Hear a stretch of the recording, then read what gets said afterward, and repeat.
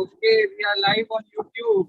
Big hello to all the YouTube people who are watching this session. बहुत बहुत स्वागत है सभी लोगों का आज के इस सेशन में। आज हमारे साथ राम भैया है, पूजा दीदी है, और आज को होस्ट करने के लिए हमारे साथ अजय शंकर है। और आप देख रहे हैं मेरा बैकग्राउंड थोड़ा अलग है। मैं जा रहा हूँ गुरुदेव से मिलने के लिए। बहुत सालों से, बहुत दिन हो गए, पहली बार तो मैं भी बस में हूँ। लेकिन क्या है कि सत्वा टॉक्स के जरिए हम सब जुड़े रहते हैं, तो एक दिन भी नहीं सोचते कि मिस हो जाए। एंड राम भैया, पूजा दीदी, आपको मैं बताना चाहूंगा, ये जो सत्वा टॉक्स का सिलसिला है, ये हम लोग पिछले 1.5 साल से करते आ रहे हैं। और इसका यही पर्पस है कि जो भी ये सेशन देखे, जो भी ये सेशन देखे, उसके चेहरे पे एक मुस्कान आनी चाहिए, उसका लाइफ एक सेलिब्रेशन बनना चाहिए, और वो यहीं तक नहीं रुके, वो एक आगे एक स्ट्रॉन्ग वॉलंटियर बने जो समाज में भी खुशियां लेके आए और एक stress free, violence free society का निर्माण हम करें। यही गुरुदेव का विजन है। गुरुदेव के विजन को हमने अपना मिशन बनाया है। और एंड ये सेशन बहुत ही फॉर्मल होता है, जैसे सब डिवोटीज एक साथ जुड़ गए हैं और हम लोग बातें कर रहे हैं, ऐसा एक सेशन होता है। और राम भैया, पूजा दीदी, आपको भी मैं इंट्रोड्यूस करना चाहूंगा ग्रुप के आगे। सो मैं उनके बारे में बताने जाऊं तो आर्ट ऑफ लिविंग के सीनियर टीचर है। राम भैया के बारे में बताने जाऊं तो वो नवादा, बिहार से बिलोंग करते हैं। वहां से उन्होंने ग्रेजुएशन किया बोध गया यूनिवर्सिटी से, फिर बोध गया यूनिवर्सिटी ITI से सिंदरी, धनबाद। फिर उसके बाद सेंट्रल एक्सरसाइज एंड कस्टम्स को ज्वाइन किया मुंबई में। अभी income tax department and customs को ज्वाइन किया मुंबई में। अभी इनकम टैक्स डिपार्टमेंट में सुपरिटेंडेंट है नोएडा में। उनकी हॉबीज है स्विमिंग, उन्होंने उसमें सिल्वर मेडल भी जीता है डिपार्टमेंटल गेम्स में, और 12 साल से आर्ट ऑफ लिविंग से जुड़े हुए हैं। उनका गोल है सभी के चेहरे पे एक स्माइल देखना। और पूजा दीदी के बारे में बताऊं तो वो लुधियाना, पंजाब से है। उनकी वाइफ है, BEd किया हुआ है पंजाब यूनिवर्सिटी से। करेंटली वो जॉब कर रही है एज अ कंटेंट मैनेजर अंकलन में। उनकी भी हॉबी है cooking, cooking, learning new dishes, और उनका एक गोल है कि सबको सब हेल्दी होने चाहिए। और आज अजय भैया और पूजा दीदी हमारे साथ है और बहुत ही अच्छा लग रहा है आज। और आज का जो टॉपिक है बहुत ही इंटरेस्टिंग। आप दिन में कितनी बार मुस्कुराते हैं? तो भैया, आज के टाइम में लोगों को पता ही नहीं वो कब आखिरी बार मुस्कुराए थे। तो ऐसा क्यों हो गया है, और ये मुस्कुराना इतना जरूरी क्यों है आज के टाइम में? इसका एक क्या रहस्य है, और इससे कितनी सारी चीजें सॉल्व होती है जस्ट एक मुस्कान से? प्लीज उसके बारे में बताएं। सबसे पहले तो मैं बहुत बहुत धन्यवाद कहना चाहूंगा आपको और अपने दर्शकों को। दर्शक क्या, जो हमारी टीम है, जो हमारे जो हमारी फैमिली है, इनको, कि आप लोग और इतना मतलब समय निकाल लेते हैं इस भागदौड़ की जिंदगी में। और अभिषेक जी, आपने तो ये जो एक मुहिम शुरू की है, ये तो अलग ही लेवल का है। मतलब आप कंटिन्यू हर दिन टीचरों से मिलते हैं, उनका अनुभव शेयर करते हैं, जिससे लोग भी लाभान्वित होते हैं। तो सबसे पहले तो मैं अप्रिशिएट करता हूँ आपके इस पहल को। और जहां तक आपने ये पूछा, तो देखिए ये तो आप इस स्क्रीन पे ले आए।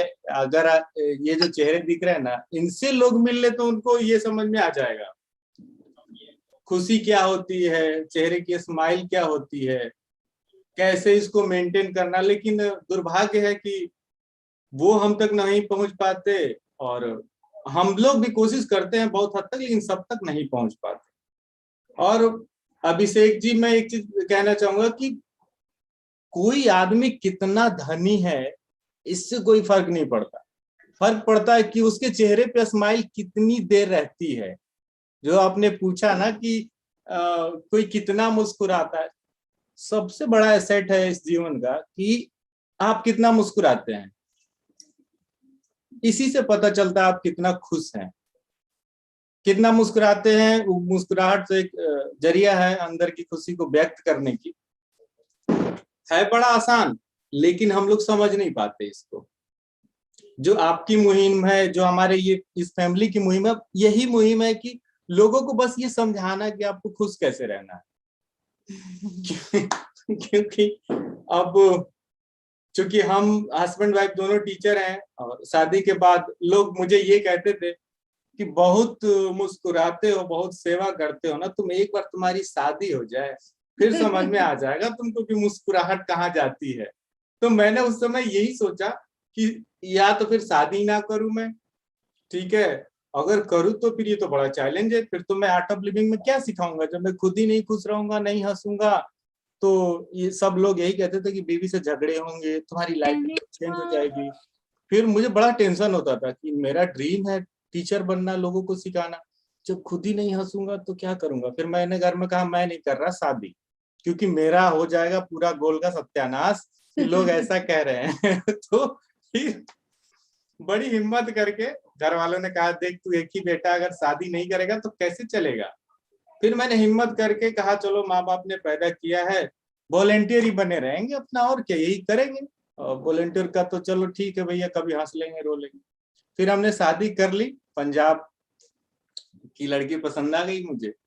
और अब पूजा जी आगे बताएंगी कि शादी के बाद मेरे लोगों की स्माइल जाती है, मेरी और ज्यादा बढ़ गई।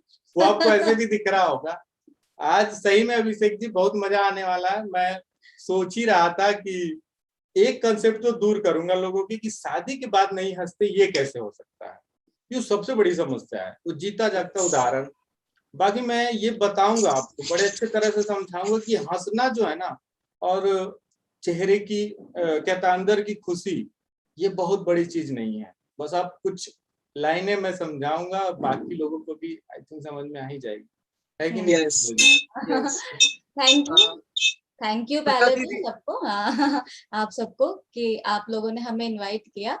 और जैसे कि राम जी ने बोला अभी कि शादी के बाद की स्माइल बढ़ी कि घटी, वो क्या हुआ एक्चुअली, मैं एकदम बिल्कुल मेरा कोई लेना देना नहीं था गुरुजी और ये सब, एकदम डिफरेंट बैकग्राउंड है ना।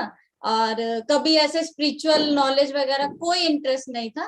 पंजाब के लोग ऐसे खुले दिल वाले ना, घूमना फिरना ये ज्यादा अच्छा लगता है। तो जब मेरी शादी हो गई तो मुझे तो था कि भाई हमको घूमेंगे फिरेंगे, ये वो पूरा खाना पीना बाहर का। तो ये मैं देखती थी कि ये तो मतलब एक अलग ही वो है। तो इन्होंने मेरे एक अलग ही प्राणी से शादी हो गई एकदम। तो फिर मतलब बड़े वादे किए गए मेरे से कि तुम कोर्स कर लो, कि तुम कोर्स कर लो, मैं खाना बना दूंगा, मैं बर्तन धो दूंगा, मैं सब कुछ करूंगा, तुम कोर्स कर लो, बस एक बार कोर्स कर लो, ठीक है। तो हमने कहा ठीक है मैं कोर्स कर लूंगी, सिर्फ एक ही शर्त पे कि मैं ये सीख, बस ये मेरे को जो भी है मैं करूंगी, उसके बाद मेरे को इससे कोई लेना देना नहीं होगा, सिर्फ एक बात रखने के लिए कि ठीक है मैंने कर लिया ना, बस ठीक है। लेकिन जब मैं कर लिया मैंने कोर्स, और टू बी वेरी फ्रैंक मैंने एक भी दिन नहीं किया कोर्स करने के बाद क्रिया, ठीक है। एक भी दिन नहीं किया। अच्छा लगा था, मैं ये नहीं कह, अच्छा लगा था, लेकिन मैंने कंटिन्यू नहीं किया। फिर इन्होंने मेरे को ऐसे झाके में डाल के कि हम लोग घूमने जा रहे हैं बैंगलोर। तो मुझे नहीं पता था कि बैंगलोर में हमारा आर्ट ऑफ लिविंग का इंटरनेशनल सेंटर है। तो मुझे सच में कोई लेना देना नहीं था, ठीक है। तो तो इन्होंने नहीं बताया था मुझे कि हम लोग बैंगलोर जाएंगे। फिर इन्होंने बताया कि वहां पे ना अपना जो तुमने कोर्स किया था ना उसका एक सेंटर भी है बड़ा खूबसूरत, वहां भी घूमने चलेंगे। तो मैंने कहा ठीक है चल पड़ेंगे। तो वहां पे ले जाके इन्होंने मुझे एडवांस कोर्स करवा दिया, ठीक है। धोखे से। और एडवांस कोर्स में तो साइलेंस, अब सारे साइलेंस में तो मैं बात किससे करूं भाई, ठीक है। अब मैं क्या करूं, मैं तो बुरी तरह फंस गई। रूममेट्स भी है तो सब साइलेंस में, गर्ल्स और बॉयज का अलग होता है वहां पे। तो मेरी जो रूममेट्स भी है वो भी अलग, मैं इनसे लड़ू भी तो लड़ू कैसे, फोन भी बंद, ठीक है। तो मेरे को कहाँ फंसा दिया। ठीक है। फिर मैंने जैसे तैसे करके एडवांस कोर्स भी कर लिया। मतलब मेरे को ये होता था कि खाना खाओ और जाके सो जाओ वहां पे, ठीक है। मैं मेडिटेशन में बैठती थी और जाके मैं सो जाती थी। तो लेकिन वो होता है ना कि गुरु जी की कृपा, जो कहते हैं ना कि उनको पता होता है कि गुरु चूज करता है ना, हम गुरु नहीं चूज करते है ना।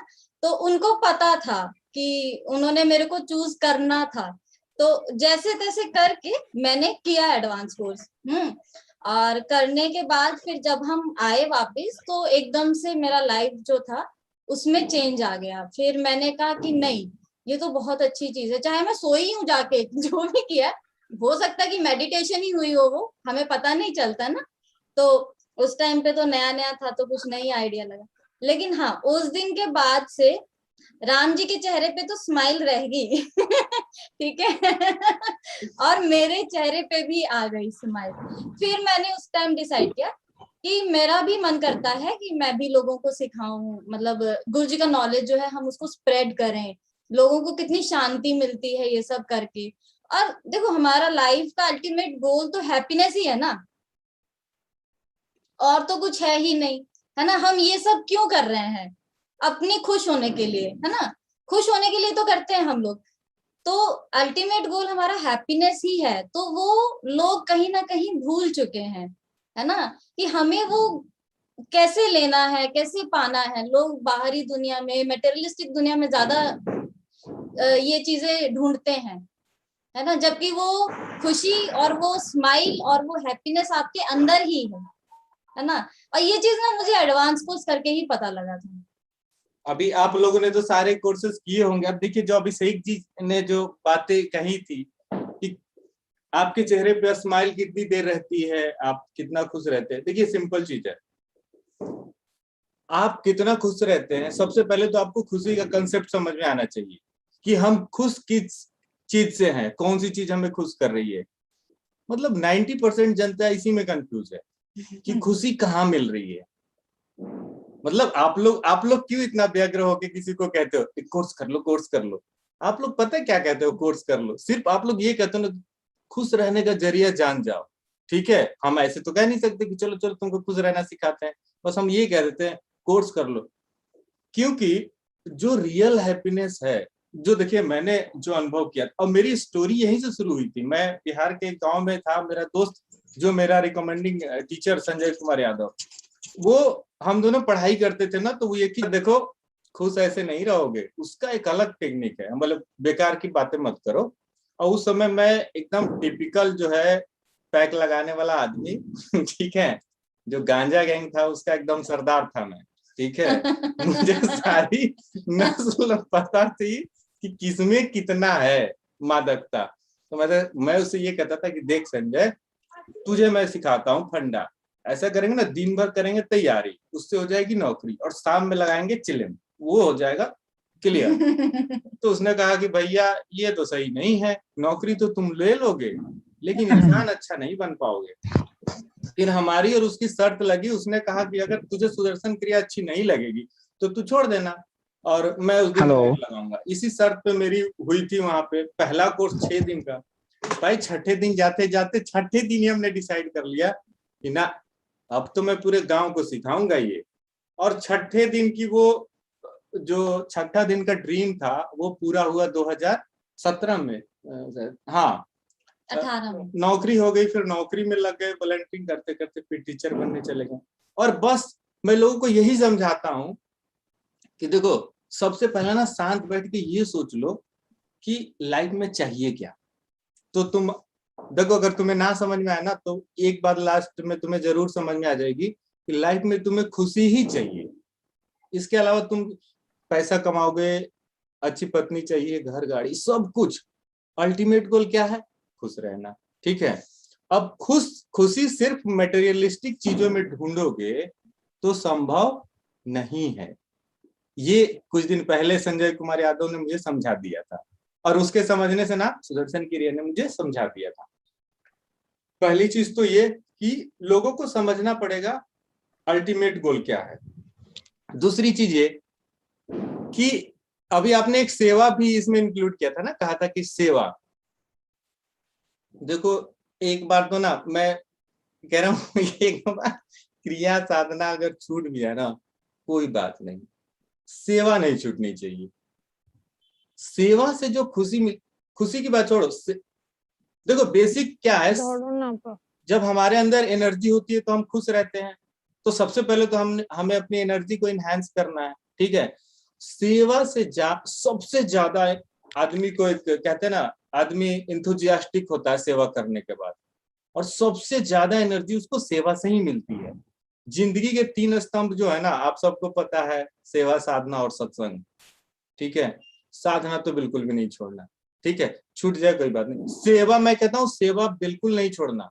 आप देखो, एक टेररिस्ट जो होता है ना, अपना जो उसका मोटिव है वो फैलाने के लिए शरीर में बम बांध के ब्लास्ट कर जाता है। हमें तो वो नहीं करना, हमें तो लोगों तक पहुंचना है कि नहीं। हम लोगों तक पहुंचते हैं। देखो मेरे पहुंचने का तो टेक्निक आप सुनोगे तो कहोगे कि ये तो अलग ही आदमी है। मैं बैठा हूं, इनका जो मुहिम है हम सब की, कि लोगों को एक कंसेप्ट देना कि हैप्पीनेस का एक जरिया ये भी है कि नहीं। और है, अब हम लोग सोचते हैं ना कंडीशनल, वो कोर्स में आप सबने सीखा होगा जिन्होंने भी किया हुआ है, कि हम लोग ये करते हैं तो ये हो जाए, ये करते हैं तो ये हो जाए, तब खुश होंगे, तब खुश होंगे। आपके अलावा ये दुनिया को भी कुछ ना कुछ समझ में आता है, लेकिन पूरी तरह से समझ में उनको नहीं आता है कि हम कर क्या रहे हैं। यही तो है, बस उनको ये पता चल जाए ना कि अच्छा हम खुश किस चीज से हो रहे हैं, कब, अच्छा पिछली बार खुश हुए थे तो उसका कारण क्या था। बस ये कारण हट जाए, अकारण खुश होना है। और ये पता है, ये हम सबके प्रयास से ही होगा, हम सबके प्रयास से ही होगा। क्योंकि देखो, लोगों की गलती नहीं है। लोगों की क्या गलती, उनको क्या पता सुदर्शन क्रिया क्या होता है, ब्रीदिंग क्या होती है। और हम लोग इतने किस्मत वाले कि देखो आज हमारे साथ गुरुदेव है कि नहीं। ये भी सिर्फ एक शरीर लेके आए हैं, कभी ना कभी ये अपॉर्चुनिटी क्यों मिस करें हम। जान झोंक दो। जान झोंकने का मतलब ये नहीं कि पढ़ाई लिखाई सब छोड़ दिया और काम धंधा सब छोड़ दिया और लग गए। ये इसका देखिए, इसमें क्या होगा, सब कुछ छोड़ दोगे तो बाकी देश दुनिया कैसे चलेगा। आप पहले अपना काम करो सबसे पहले। अगर कोई स्टूडेंट है वो अपनी पढ़ाई कर ले, कोई गृहिणी है अपना खाना पीना बच्चों को देख रेख, ना हो तो ना सारा काम छोड़ दे, लेकिन पहले अपना घर देख ले, परिवार देख ले, सबको देख ले। इसके बाद भाई 10 मिनट तो टाइम मिलता है ना, सबको सबको मिलता है। कोई भी सेवा कर लो, आर्ट ऑफ लिविंग की छोड़ो, मैं कह रहा हूँ आर्ट ऑफ लिविंग की सेवा नहीं करनी, कोई और सेवा कर लेते हैं। क्योंकि ये मैं अपना अनुभव बता रहा हूँ, मैं आप लोगों पे लाद नहीं रहा हूँ। क्योंकि उससे जो एनर्जी मिलती है और जो सुख मिलता है उसका कोई हिसाब किताब नहीं है। आपका कोई काम भी रुका हुआ है ना, तो आप सेवा करोगे। मैं फिर एक बार कह रहा हूँ, आर्ट ऑफ लिविंग की ही सेवा नहीं, ठीक है, आपको जो अच्छा लगे। लोग सोचते हैं ना कि अरे ये तो कहेंगे बस रजिस्ट्रेशन कराओ, उसी से कर्म कटेंगे तुम्हारे। मैं कह रहा हूँ तुम मत कराओ, तुम कहीं भी किसी तरीके से अपने आप को समाज के लिए उपलब्ध कराओ, है ना। वही फल मिलना है जो यहाँ मिलना है। सेवा का इतना इम्पोर्टेंस है, और हमारे देश में तो समझ लो कि इतना जरूरत है सेवा की, इतना जरूरत है कि आप एक तरह से देखोगे कि देश का विकास हमारा जो है उसी पे डिपेंड करता है। हम सब वॉलेंटियर हैं, हमारी अगर अच्छी सेवा होगी, लोगों की मानसिकता सही होगी, लोगों का स्वास्थ्य सही होगा, है ना। देखो आदि गुरु शंकराचार्य ने एस्टेब्लिश किया था इस सेवा और साधना को दोबारा, जब ये विलुप्त हो रहा था। क्योंकि बौद्ध धर्म में कुछ कंसेप्ट ऐसे आए थे, क्योंकि मैं हिस्ट्री ऑनर्स हूँ थोड़ा, तो मुझे वो थोड़ा सा बैकग्राउंड याद है। तो क्या किया ना, बौद्ध धर्म में लोगों ने ऐसा ट्विस्ट कर दिया उसको, बोला कि अरे कुछ नहीं करना, बस साधना करो, शांत हो जाओ। व्यापारियों को साधना करा के शांत सैनिकों को साधना करा के शांत कराओ। उस समय एक टाइम ऐसा है ना कि अर्थव्यवस्था चरमरा गई थी। अर्थव्यवस्था चरमरा गई तो फिर आदि गुरु शंकराचार्य को ये समझ में आया था कि अरे नहीं, ऐसा थोड़ी चलेगा, ये इस तरह के प्रभाव भी होते हैं इन चीजों के। तो फिर रीएस्टेब्लिश किया और ज्ञान को फिर से बताया, जैसे कि गुरुदेव ने कहा आप सारा काम करो, ठीक है, सेवा करो, क्योंकि जो अभिषेक जी ने कहा ना, खुश रहने के लिए एक मंत्र ये भी है, सेवा भी। अब मुझे पता नहीं, मुझे आप लोग के अलावा यूट्यूब पे कौन सुन रहे हैं नहीं सुन रहे, मैं तो बस खुश हूं कि आप लोग हमारे सामने हैं। ठीक है, आज हमारी बातचीत हो रही है। और देखो, अब लोग क्या सोचते हैं, कारण तो आ गया कि खुश रहने के लिए कारण चाहिए। भाई अब कारण तो कुछ मिल नहीं रहा है, खुश कैसे रहेंगे। और चलो अब तो ये और मिल गया नया नमूना, ये कह रहा है क्रिया कर लो खुश रहेंगे। अब ये भी गारंटी नहीं है पूरा, ठीक है। क्योंकि लोग कहते हैं अरे हम तो क्रिया कर रहे हैं, हमारे जीवन में तो कोई परिवर्तन ही नहीं है। क्रिया के साथ आपको कुछ चीजें सिखाई जाती हैं कि खुश रहने के लिए आपको क्या करना है। आप देखो कुछ मत करो, आप बस ये ध्यान देना कि चेहरे से स्माइल गई, क्यों गई, क्यों गई। दुनिया की कोई भी ऐसी ताकत नहीं होनी चाहिए जो किसी के चेहरे से उसकी स्माइल हटा दे। अब मैं ये नहीं कहूंगा कि किसी के मैयत में जाके और एकदम स्माइल करने लगो, कहोगे रे हमें तो बताया है, हम तो नहीं छोड़ेंगे। इनर हैप्पीनेस एक होता है ना, इनर। अब देखो गुरुदेव मैं बोलूंगा तो बाकी जो नॉन आर्ट फीलिंग वाले होंगे, भाई इनके गुरुदेव ही खुश रहते हैं। अब अलग बहुत सारे संत हमारे देश में अच्छे अच्छे संत हैं, आप उनके चेहरे पे देखो एक अलग सा तेज, एक अलग सी खुशी। हमेशा ऐसे करके हंसते नहीं रहते वो, लेकिन आपको वो दिख जाता है, वो एनर्जी, वो हैप्पीनेस। तो मेरा संक्षेप में यही कहना है कि सेवा का जो एक जुनून, एक जज्बा होना चाहिए हम सब में, वो इस लेवल तक होना कि हमें देश में परिवर्तन लाना है, समाज में परिवर्तन लाना है ना। ये नहीं कि अब मैं अपने बारे में क्या कहूँ, मैं किसी के दरवाजे पे जाके कहूँ, मैंने किया भी है, नोएडा में रहता हूँ मैं, कि आप आर्ट ऑफ लिविंग का कोर्स कर लो, मैं इनकम टैक्स से आया हूँ। वो कहेगा कि नहीं करूंगा। अच्छा, अरे कर ही लेंगे ठीक है, लेकिन मैं कभी नहीं बोलता, कभी नहीं बोलता, क्योंकि उसमें मेरा भाव नहीं होगा ना, उसमें मेरा पावर होगा। मैं जाता हूँ, लोग भगा भी देते हैं मुझे, कहते हैं कि जाओ जाओ जाओ, तुम्हें कुछ कमीशन मिलता होगा, लेकिन मैं चला आता हूँ वापस, मैं नहीं बताता। लेकिन जो जिस भाव से मैं जाता हूँ, 100 में 10 लोग तो आ ही जाते हैं।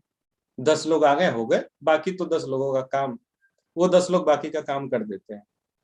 आपको विश्वास नहीं होगा, पूजा में जब लोगों ने डराया था मुझे कि शादी कर लोगे, तो मैंने शादी के बाद मैंने सोच लिया था कि वो यहीं तक जर्नी थी मेरी आर्ट ऑफ लिविंग की, ठीक है। और जब पूजा के मुंह से अनायास ये निकला कि जी ये तो बड़ा अच्छा चीज है, हम भी सिखाएं क्या लोगों को।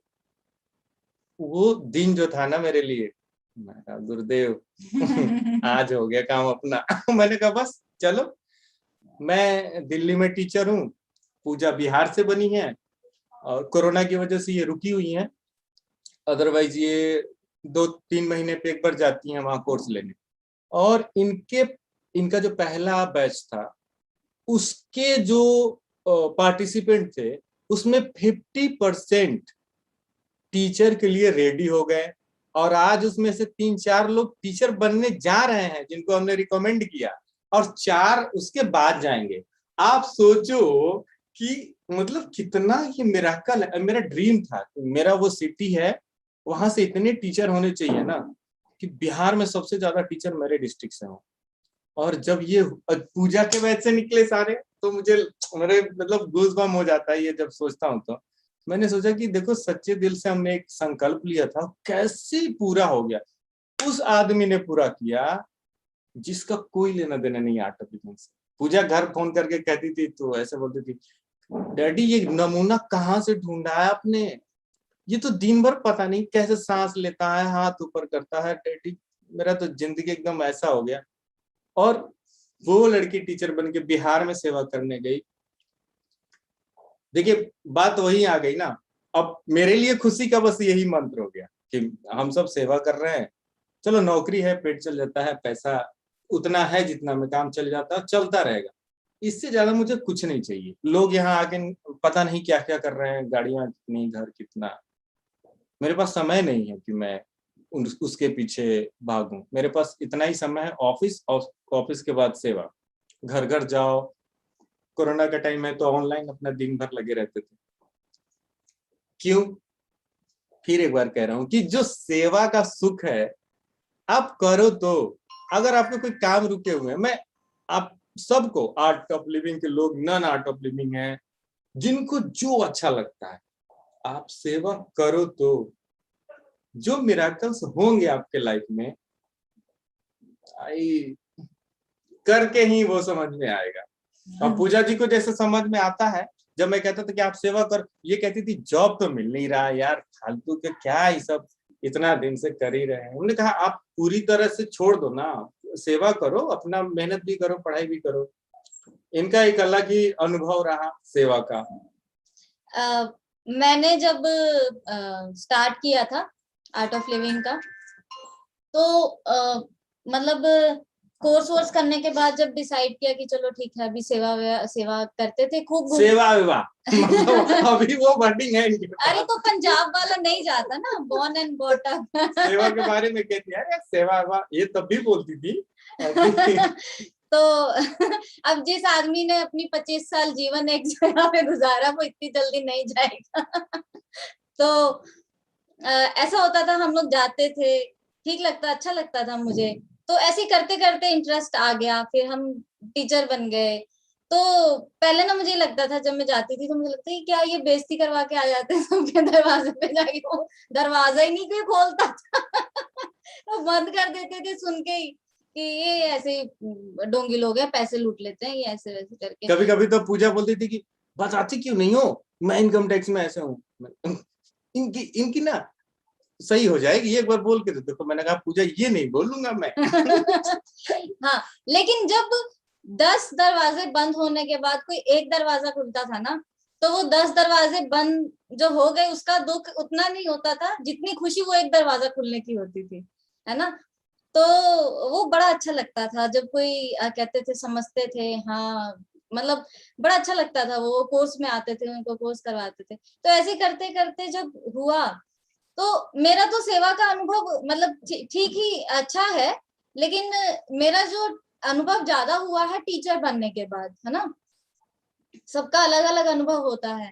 तो जब मैं टीचर बन के आई थी ना, तो जब मेरा फर्स्ट कोर्स लेना था, तो मैं अपने रिकमेंडिंग टीचर के साथ फर्स्ट कोर्स में बैठे, और मैंने मतलब वहां पे वेन्यू वगैरह सब अरेंज किया, पूरा वो गद्दे वद्दे यहाँ से मैं लेकर गई दिल्ली से। वहां पे कुछ मेरे को वो नहीं पता था कि कहाँ से खरीदूंगी, क्या करूंगी। इनको वहाँ चूंकि बिहार में वो सारी चीजें ज्यादा अवेलेबल रहती हैं, बट वो मतलब वेन्यू, मुझे पता नहीं था, मैं पहला बिहार कोर्स में और वेन्यू, रही नहीं कभी। इनके एक सीट पे पूरा कंबल 12-13 वो डालने के लिए, पार्टिसिपेंट को ठंड लगने लगता है तो उसके और लिए सर्दी का टाइम था।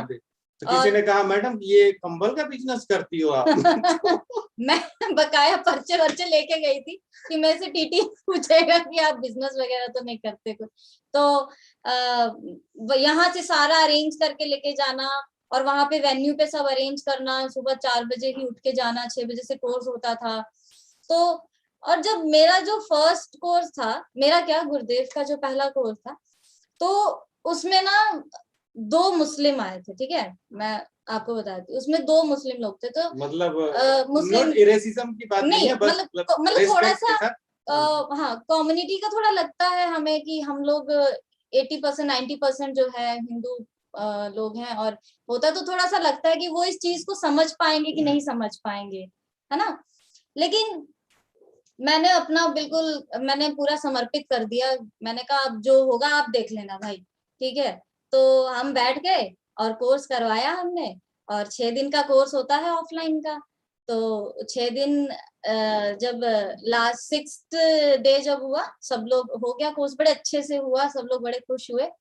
लेकिन मुझे तब समझ में आया कि जब मेरे पार्टिसिपेंट्स जो थे उस कोर्स में, उसमें से एक जो थे तारिक अनवर भैया, ठीक है, तो उनसे बैठा नहीं जाता था, है ना। उनके दोनों पैर में ना रॉड लगी हुई थी, तो वो बैठ नहीं पाते, तो ऐसे पैर फैला के ही पूरे कोर्स में बैठे थे। उन्होंने जब कंटिन्यू किया ना कोर्स करना, आप बिलीव नहीं करोगे, उनके दोनों पैर की रॉड निकल गई, है ना। डॉक्टर ने मना कर दिया था। और उसके बाद वो वज्रासन में भी बैठने लगे। अब तो वो घंटों बैठ जाते हैं, ठीक है। और अब वो टीटीपी के लिए ये जा रहे हैं 9 तारीख से, है ना? हाँ। 9 तारीख से वो टीटीपी के लिए जा रहे हैं, तारिक अनवर जी। तो मुझे लगता है कि जीवन सार्थक और तारिक भैया हो रहा है कि किसी को, हम तो गुरुजी के सिर्फ माध्यम है, मेन तो मतलब वही है ना, लेकिन ऐसा लगता है कि हमने जो सेवा की उसका फल मिल रहा है। हम जिन लोगों तक नहीं पहुंच पाएंगे वो आगे जाके उस चीज को लोगों को पहुंचाएंगे। मेरा मकसद था उन लोग के चेहरे पे खुशी लाना, अब वो मकसद उन लोग का बन गया कि हम लोगों के चेहरे पे खुशी कैसे लाएंगे, है ना? बहुत सारे लोग ऐसे होते हैं जो आते हैं डिप्रेस होते हैं और कोर्स करके जाते हैं, तो उनके जीवन में एक अलग ही बदलाव आ जाता है। और तारिक भैया पता है क्या करते हैं? अच्छा देखिए, मेरा जो कोई भी इंटरव्यू होता है तो जैसे आप कह रहे हैं ना फॉर्मल, एक्चुअली मेरा स्वभाव ही ऐसा रहा है। मुझे लगता ही नहीं, मतलब इंटरव्यू में भी वही बातें, वही सारी चीजें चलती रहती हैं मेरी। तारिक भैया क्या करते हैं, वो पूछते हैं लोगों से कि तुमको नमाज पढ़ने में दिक्कत होता है क्या?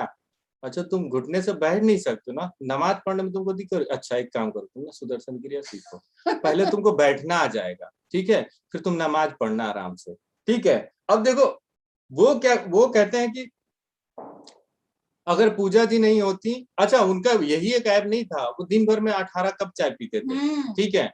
अब चाय भी छूट गया, नॉनवेज भी छूट गया, वो हमने कहा कि भैया आपका जो भी है अपना इंटरनल मामला है, आप खाओ जो भी नॉनवेज वगैरह, हम मना नहीं करते, आप खाओ। तो वो धीरे धीरे उनका छूट गया, वो छोड़ दिए, क्योंकि अरे मजा ही नहीं आता उसको करने में, खाने में भी नहीं आता। देखो फिर कहानी कहाँ आ जाती है, सेवा। अगर हम रोटी नहीं बेलते तो ये नहीं जाती बिहार, ठीक है। तो और एक चीज और, मैंने कसम खा ली थी पहले कि शादी हो जाएगी उसके बाद मैं खाना नहीं बनाऊंगा, जस्ट अपोजिट हो गया उसका। शादी के बाद खाना बनाना पड़ता है मुझे, ठीक है, क्योंकि खाना नहीं बनाऊंगा तो ये जाएंगी नहीं। और एक दिन तो ऐसा हो भी गया, मैंने कहा कि मैं सिर्फ खाना इसलिए बनाता हूँ कि तुम आर्ट ऑफ लिविंग की टीचर हो। ये बोली अच्छा, मतलब आपको प्रेम नहीं है हमसे?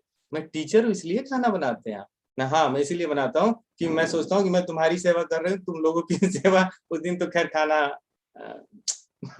मिला भी नहीं था मुझे, ठीक है। लेकिन उस दिन के बाद मैंने ये सोच लिया कि अब दोनों भाव से खाना बनाना है, क्योंकि पत्नी की सेवा हो रही है, दूसरी की वो भी सेवा का एक अलग लेवल है। और बढ़िया रहा तब से। और सबसे बड़ी बात है, लोग कैसे कहते हैं कि शादीशुदा जिंदगी सही नहीं चलता। ये विश्व, मतलब मैं क्या कहूँ इसके लिए, ये बात चली जाएगी फिर खुशी का जरिया क्या है, खुश कैसे रहना है। तो हम सब आर्ट ऑफ लिविंग के लोग, चाहे नॉन आर्ट ऑफ लिविंग के लोग, हमारा सबसे बड़ा दायित्व पता है आज के टाइम में क्या है? सेवा। देखो अगर हम लोग पहुंच गए होते, कोरोना में लोग लंग्स की परेशानी बहुत लोगों को हुई है ना, आर्ट ऑफ लिविंग वालों को भी हुई, लेकिन कितना कम परसेंटेज था आर्ट ऑफ लिविंग वाले जो उज्जै प्रणाम करते थे, कितना कम परसेंटेज था उनका। अगर हम पूरे कंट्री में हम पहुंच जाते, एक हो सकता था, लेकिन अब तो नहीं छोड़ेंगे, अब तो पहुंचेंगे ही। काफी हैं हम लोग लोगों को जोड़ने के लिए, जब ये भाव है, जब ऐसा हम लोग सोचेंगे। देखो आपको बस एक ही काम करना है पूरे दिन में ना, सोते समय, रात में, पूरे दिन का जो भी काम है आप कर लो, सोते समय बस ये सोचना कि आज हमने 5 मिनट भी सेवा के लिए दिया कि नहीं। बस नहीं दिया तो ठीक है, कोई बात नहीं, कल दे देंगे। कल देने के लिए सोच के सो जाना है, वो कल कभी ना कभी तो आ ही जाएगा। मानते हो कि नहीं इस बात को? हाँ अभिषेक जी, और कुछ पूछिए। देखिए ये तो अभी मेरा जो इंटरव्यू रात भर मैं बोलता रह जाऊंगा। मैं तो यस यस, अजय जी का एक सवाल है, अजय जी आप पूछिए। हाँ पूछिए अजय जी। हाँ आवाज नहीं आ रहा है अजय जी अब।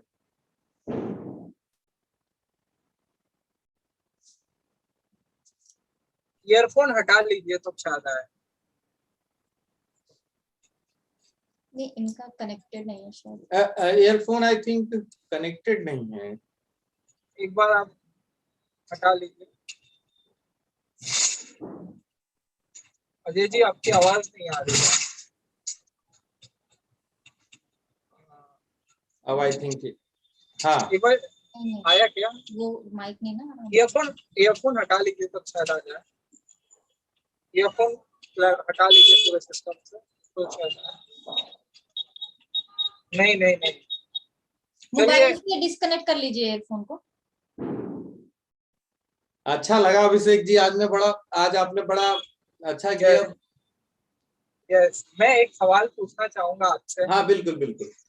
कि जब बिहार में हम लोग जब कोर्सेज लेते हैं जी जी। तब हम लोग देखते हैं कि वहाँ पे एक बहुत बड़ी समस्या होती है कि मच्छर बहुत काटते हैं लोगों को, और ये पूरे देश की एक समस्या है कि जब भी कोर्सेज लेने जाते हैं तो कुछ एनवायरमेंटल इश्यूज बहुत आते हैं।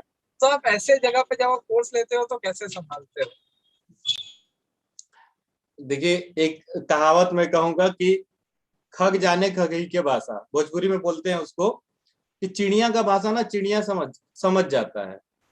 तो खग मतलब चिड़िया होता है, खग जाने खगई के भाषा, चिड़िया का भाषा चिड़िया समझता है। अब जैसे अभिषेक जी ने पूछा ना ये बात कि मच्छर लगते हैं, अब अभिषेक जी आपने ऐसा इशू रेज किया है, जो पहली बार जब मैं कोर्स कराने गया था पूजा के साथ, तभी मुझे ये समझ में आ गया था। अब मैं सच बताऊं, मैं सारे टीचरों से रिक्वेस्ट करूं, मतलब रिक्वेस्ट क्या करूंगा, उन सबको पता है और सब करते भी हैं, सारे वॉलंटियर्स भी। इन चीजों का ना बड़ा ध्यान रखना पड़ता है। मैंने वेन्यू के लिए पूरा मतलब 6 से 7 घंटा उसको सेट करने में लगाया था। और मच्छर देखो, लोग ना ध्यान देते थोड़ा सा, कभी कभी स्लिप हो जाता है। मच्छर और मक्खी, ये दो ऐसे प्रजाति हैं सुदर्शन क्रिया के लिए कि पूरे सुदर्शन क्रिया का जो है फ्लो बिगाड़ देंगे। आप सब कुछ करा के लेटा दो, गुरुदेव कह देंगे लाई डाउन, और ये भनभनाती हुई मक्खी ना और मच्छर उस पूरे वॉलेंटियर के मेहनत को, टीचर के मेहनत को बराबर कर देगा। मैं क्या करता हूँ, मैं सच बता रहा हूँ आपको, मेरा जहाँ कोर्स होता है सबसे पहले पूरा टाइम लगा के, मॉस्किटोज लगा के, नीम का पत्ता जला के इनको मैं खत्म करता हूँ। खत्म कि भाई नेचुरली चले जाए, ऐसे जीव हत्या तो हम लोगों ने सीखा ही नहीं, नेचुरली भाग जाए यहाँ से। उसके बाद ओडोमॉस, उसके बाद मैं पार्टिसिपेंट को ये कहता हूँ कि देखो गर्मी है, मैं एसी और कूलर का बंदोबस्त करता हूँ, आप लोग पूरे कपड़े पहन के आना यहाँ तक, ठीक है। उनके हाथ में जो बच जाता है गर्दन में, यहाँ मैं खुद ही ओडोमस देता हूँ, कहता हूँ मेरे सामने लगा लो। अब जब आपने ये सवाल पूछा है तो मैं बता देता हूँ, सामने मैं कहता हूँ कि आप ये लगा लो, ठीक है, और पैरों में लगा लो। उसके बाद जब क्रिया खत्म होती है, मतलब लाई डाउन हो गया, चाहे क्रिया के दौरान भी अगर वॉलेंटियर्स, मैं हाथ जोड़ के ले आता हूँ, बाबा भैया चलो जरूरत है तुम्हारी। वॉलेंटियर्स को मैं कहता हूँ कि बाकी चीजों को थोड़ा थोड़ा देखना, मच्छर और मक्खी को ध्यान से देखना, ये ना आसपास फटके, ठीक है, और पूरी मेहनत से, ठीक है, पूरी शिद्दत से एकदम विजिलेंट होके इन चीजों को हम, और हमने पूजा को भी यही सिखाया। हमारे जो टीचर्स जो जा रहे हैं बनने के लिए वॉलंटियर्स, हमने उनको सबसे पहले इंस्ट्रक्शन यही दिया कि इन चीजों को, ये ध्यान में नहीं रहती, स्लिप हो जाती है, बट इनको ध्यान देना आप लोग। इसके बाद बड़ा अच्छा अनुभव होता है। अब पता क्या, एक चीज और, जब हम लोग इंस्ट्रक्शन में जो बोलते हैं क्रिया करते करते कभी तो ठंड सी शिवरिंग सी होने लगती है, ठीक है, और उस टाइम में आदमी चादर ढूंढने लगे, मूवमेंट हो जाता है तो भंग हो जाता है, तो हम लोग चादर उनके बगल में रख देते हैं, कंबल उनके बगल में रख देते हैं, ठीक है, सेट करके, और उनको ये सिखा देते हैं कि देखो जब इसको आप पकड़ोगे ना तो एक बार ऐसे खींचोगे तो सर से पांव तक ये ढक लेगा आपको, तो बॉडी की ज्यादा मूवमेंट नहीं होगी। तो अभिषेक जी मैं अपने हिसाब से इतनी तैयारी तो करता हूँ, बाद में लोग इसको अप्रिशिएट भी करते हैं, कहते हैं कि नहीं नहीं नहीं ये सही कंसेप्ट है। सारे टीचर्स करते हैं, सब अपने अपने हिसाब से मेहनत करते हैं और चाहते हैं कि अनुभव अच्छा हो। तो उसी कड़ी में हमारा भी ये प्रयास होता है कि इनका अनुभव अच्छा हो। तो एक तो मच्छरों वाली जो आपने बात कही बिल्कुल सही कही, मैं तो शायद ना बोल पाता इस पे कि लोग खैर ये मच्छर मक्खी भी करते हैं क्या आर्ट ऑफ लिविंग वाले। तो आपने पूछा तो मैंने बता दिया कि उसका बड़ा बारीकी से ध्यान रखते हैं हम।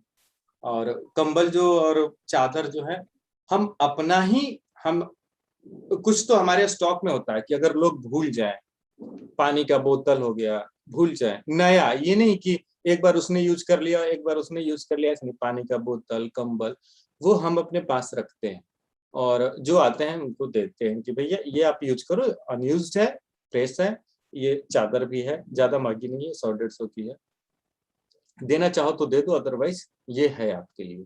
तो इतनी तैयारी जब तक मेरी नहीं होती है मैं नहीं कहता इतनी तैयारी होनी चाहिए, क्योंकि इतना मेहनत से लोगों को ले आते हैं, है ना, और थोड़ा सा भी उनको ऐसा लगेगा तो सही अनुभव नहीं खराब होना चाहिए। तो अभिषेक जी, आई थिंक इस मेरी तरफ से इस सवाल का यही एक्सप्लेनेशन है, जवाब तो मैं दे नहीं सकता। Yes yes. पूजा दीदी, मेरा आपसे एक सवाल है। बिहार जैसे एरिया में जहाँ पे लोगों के पास फाइनेंशियली पैसे कम होते हैं, तो आप कैसे वहाँ पे लोगों के लिए कोर्स ऑर्गेनाइज करते हो? थोड़ी अपनी जर्नी बताइए, जब पहला आपका कोर्स था उसके बाद भी आपने जो ऑर्गेनाइज वो कैसे आपने शुरुआत की और कैसे लोगों को इकट्ठा किया? हाँ, अच्छा, जैसे जो फर्स्ट कोर्स था हमारा, तो उसमें तो खैर जो हम लोगों ने मेहनत करके लोगों से बात करके मान गए थे, क्योंकि वहां पे वो थोड़ा वैसे बिहार का फीस थोड़ा सा एनसीआर वगैरह से कम होता है ना, तो थोड़ा सा उन लोग के लिए रीजनेबल होता है, तो वो कर लेते हैं। लेकिन अब जब हम गांव में जाते हैं, है ना, तो गांव के लोग, अब ये तो है नहीं कि सिर्फ शहर के ही लोग सुदर्शन क्रिया सीखेंगे, गांव के लोगों को भी सीखना है सुदर्शन क्रिया, है ना। और गांव में थोड़ी सी जो पॉपुलेशन होती है लोअर क्लास की होती है थोड़ी सी, है ना, लोग उतना नहीं अफोर्ड कर पाते हैं। तो हमने क्या किया, जब हम गए कोर्स लेने ससुराल में अपने, है ना, गांव एकदम एग्जैक्ट जो गांव होता है वैसे, तो मैंने कहा कि ठीक है, आप लोग ना एक काम कीजिए, जैसे मेरे मदर इन लॉ के पास कुछ औरतें बैठी हुई थी गांव की, तो मैंने कहा कि आप लोग एक काम कीजिएगा, आप लोग ना कल, ये फालतू की बातें करने से कुछ नहीं मिलेगा, आप लोग कल 5 बजे आइएगा, मैं आपको कुछ सिखाऊंगी, ठीक है।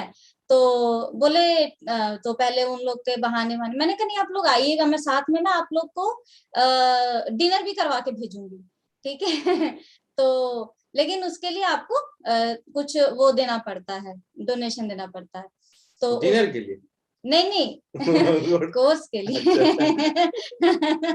भाई मैं तो साथ में नहीं रहा ना, तो मुझे भी पूछना पड़ेगा कि कैसे हाँ, ये नहीं थे उस टाइम मेरे साथ में, तो हमने बोला कि ठीक है, आप लोग आइएगा और आप लोग ना डिनर करके जाइएगा, यहाँ से आपको हम लोग डिनर करवा के भेजेंगे, लेकिन उसके लिए आपको एक डोनेशन भी देना पड़ेगा जो एक सेवा के लिए जाता है। तो जब मैंने वहां पे बताया कि इतना डोनेशन है, तो वो लोग ना सब थोड़ा सा वो हो गया कि हम कहाँ से इतना देंगे, ऐसे करके। तो मैंने बोला कि ठीक है, आप हाफ अमाउंट दीजिए, ठीक है, आप हाफ अमाउंट देके स्टार्ट कर रहे कोर्स, ठीक है, बाकी करेंगे हम लोग मैनेज, ठीक है। मेरा मेन मोटिव था कि आप लोगों को कोर्स सिखाना, क्योंकि वो सीख जाएंगी तो आगे और 10 औरतों के पास जाएंगी, उनको बताएंगी, है ना। और हमें तो गांव की औरतों को और एम्पावर करना है ना, क्योंकि बहुत एनर्जी होती है वहां के लोगों में। तो हमने कोर्स स्टार्ट किया, उन लोगों ने हाफ हाफ अमाउंट दिया सबने, ठीक है, और सबने हाफ अमाउंट दिया और हाफ अमाउंट हमने अपनी तरफ से लगा दिया उन लोगों का, ठीक है, एज अ पार्ट ऑफ सेवा, कि वो सेवा में ही जाना है। तो करके उनका कोर्स शुरू किया, तकरीबन 20 थी लेडीज का ही था सिर्फ, है ना, 20 थी लेडीज। आप बिलीव नहीं करोगे, ठीक है, आप बिलीव नहीं करोगे, पहले दिन तो वो लोग थोड़ा सा झिझक रहे थे, लेकिन जब मैंने उनको सुदर्शन क्रिया करवाया, कोर्स के बारे में बताया, सारा कुछ उन लोग का कोर्स हुआ, लास्ट डे वो लोग सब अपना हाफ हाफ अमाउंट लेकर आए घर से, ठीक है, वो लोग हाफ अमाउंट अपना लेकर आए घर से, क्योंकि उनको ये लगा कि जो हमने सीखा है वो इस वैल्यू के सामने कुछ भी नहीं है, इस अमाउंट के सामने कुछ भी नहीं है ना। और आज वो लेडीज जब भी मेरे से मिलती हैं, घर पे आती, मम्मी से पूछती है कि वो कब आएगी, वो कब आएगी, है ना, मम्मी से ज्यादा मेरे बारे में पूछती है सब कि कब आएगी आपकी बहू, कब आएगी। तो मतलब कहने का मतलब है कि आप एक बार जाओ तो सही, आप कोशिश तो करो, है ना। आप एक बार बस, एक होता है ना कि पुश की जरूरत होती है, आप बस वो करो और देखो फिर आपके काम कैसे होते पता, ये बिहार में सही कह रहे हैं, ये पैसे का इशू जो है ना, ये बहुत ही वो है, इसमें थोड़ा सा हिम्मत रखना पड़ता हैं। है हिम्मत थोड़ी सी करनी कि पड़ती ना, है। वो हमें पैसे लेके जाने पड़ते हैं। हाँ, मैं सच बता रहा हूँ, हाँ। पैसे हमारे पास होने चाहिए, और इस पावर से कि जाएगा तो जाएगा, इनको तो सिखाऊंगा मैं। गई मेरी 1 महीने की सैलरी, ठीक है, लेकिन ये कहूंगी कि वो सीखने के बाद वो चीज आगे होती है। आपको पहले हिम्मत करना भाई। वो चूंकि बिहार है भी ऐसा एरिया, आप समझ ही रहे हो, तो अगर ये कंसेप्ट लेके जाएंगे कि इनसे लेके ही कराना है, तो एरिया के हिसाब से थोड़ा सा टीचर को ना वो लगाना पड़ता है। अभी मैं जब गांव गया था कोर्स लेने के लिए, तो मैंने लोगों से कहा कि आप लोग के यहाँ पैसे तो होंगे नहीं, तो आप ऐसा करना ना, थोड़ा थोड़ा चावल गेहूं आटा जो जिसके पास है वही लेके आना। मेरे बाबूजी ने कहा था कि दोबारा अगर ये काम कर दिए ना, तुमको बाहर निकाल देंगे। तुमको इनकम टैक्स में इसलिए नहीं भेजे थे कि तुम चंदा वसूलना दाल चावल सबसे। मैंने कहा अरे बाबूजी, इस बहाने लोग बैठ जाए। मैं कुछ नहीं चाहिए, यहाँ जो है ना, एक आदमी ड्रम लेके नहीं बैठा रहेगा तुम्हारे लिए कि कोई चावल और गेहूं दे रहा है इसमें। तो दिया लोगों ने, वो एक उनके मन में ये हो जाता है कि हमने कंट्रीब्यूट किया, लेकिन ऐसा नहीं हुआ। हाँ, अभिषेक जी, अजय जी जो भी था, उन्होंने ये जरूर कहा कि नहीं देंगे। वो एक ही बार में कर देते, ना ना ना ना, पैसे तो नहीं देंगे हम। तो वहां पे कहना कहता है चलो, हमने तो एक बार ये भी कहा कि तुम आओगे कोर्स में तो तुम्हें पैसे दूंगा मैं, ठीक है, लेकिन अगर छोड़ दिए ना, दुगना देना पड़ेगा तुमको। तो मतलब ये थोड़ी टेक्निक, थोड़ा सा हिम्मत रखना पड़ता है। और बिहार के टीचरों से मैं ये कहूंगा भी कि पैसे का इशू जहां फंसे ना, वहां सिर्फ एक बार आप स्टैंड लो और उनको कोर्स कराओ। तो बेचारे बेचारे क्या, सब भाई रईस हैं, बिहार में कोई गरीब नहीं है, सब दे जाते हैं पैसे। तो ये इशू को हम लोगों ने, मतलब हमारा ऐसे रहा, इनका ऐसे रहा, लेकिन हम लोगों ने हैंडल किया। मतलब उनको ये लगता है कि कहीं हम पैसे कहीं गलत जगह में तो नहीं दे देंगे, हमारे पैसे बर्बाद तो नहीं हो जाएंगे ये उसमें। लेकिन वो जब सीखते हैं ना, तो उनको पता लग जाता है कि नहीं, ये उससे ज्यादा था जो हमें मिला है। तभी लोग ये कहते हैं कि आप वहां से बैठे बैठे बिहार में कोर्स कैसे ऑर्गेनाइज कर लेते हो। मैंने कहा पैसा है मेरे पास, कर लेते हो। जबकि रियल में ऐसा है कि उन सबके पास पैसा होता है। कोई आज के टाइम में सुदर्शन क्रिया के लिए आज के टाइम में कोई गरीब नहीं है। अब अगर लोग ऐसा कहते हैं ना, तो ये बस एक ये है कि उसकी उनकी समझ नहीं है, और या हम नहीं समझा पा रहे हैं। ठीक है, और अजय जी आप कुछ पूछ रहे थे, आप लोग पूछे ना, बड़े अच्छे अच्छे सवाल पूछते हैं आप लोग। ओ अजय जी का तो थोड़ा इसी, और किसी को कुछ पूछना है तो आप लोग पूछे ना, बेहिचक पूछे। देखिए मैं बहुत बड़ा एक्सपर्ट तो नहीं हूँ। आवाज नहीं आ रही है जी आपकी। जय गुरुदेव।